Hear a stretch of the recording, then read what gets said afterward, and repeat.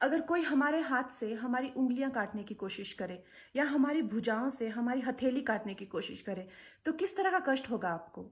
वही कष्ट पहुंचाया है चाइना ने हमें लद्दाख पर अपनी लालची नजरें गड़ा के, और वहां हमारी सीमा का एक एक इंच बचाते हुए हमारे 20 जवान शहीद हो गए हैं। क्या भूल पाएंगे आप उनकी माओं के आंसू, उनकी विधवाओं की चीखें और उनके बच्चों के दिए हुए बलिदान को? क्या ये सोचना ठीक है कि सेनाओं का जो सरहदों पे जो युद्ध होता है वो सिर्फ सेनाओं का होता है, वो सिर्फ सरकार का होता है? क्या उसमें हमारा कोई योगदान नहीं है? क्या हम भूल गए वो वक्त जब महात्मा गांधी जी ने कहा था अगर अंग्रेजों की रीढ़ तोड़नी है भारत में तो उनके बनाए हुए हर उत्पादन का बहिष्कार करना पड़ेगा?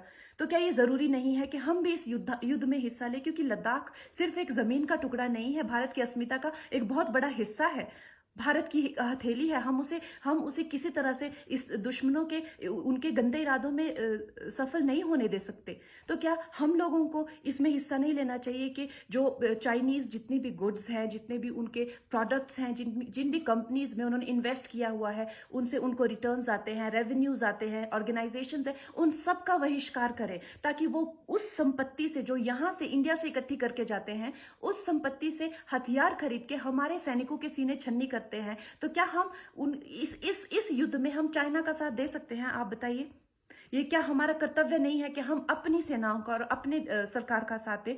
तो हमें प्रतिज्ञा लेते हैं कि हम आत्मनिर्भर बनेंगे और चाइनीज गुड्स को बिल्कुल बॉयकॉट करेंगे और इस युद्ध में हिस्सा लेके भारत को जिताएंगे। जय हिंद।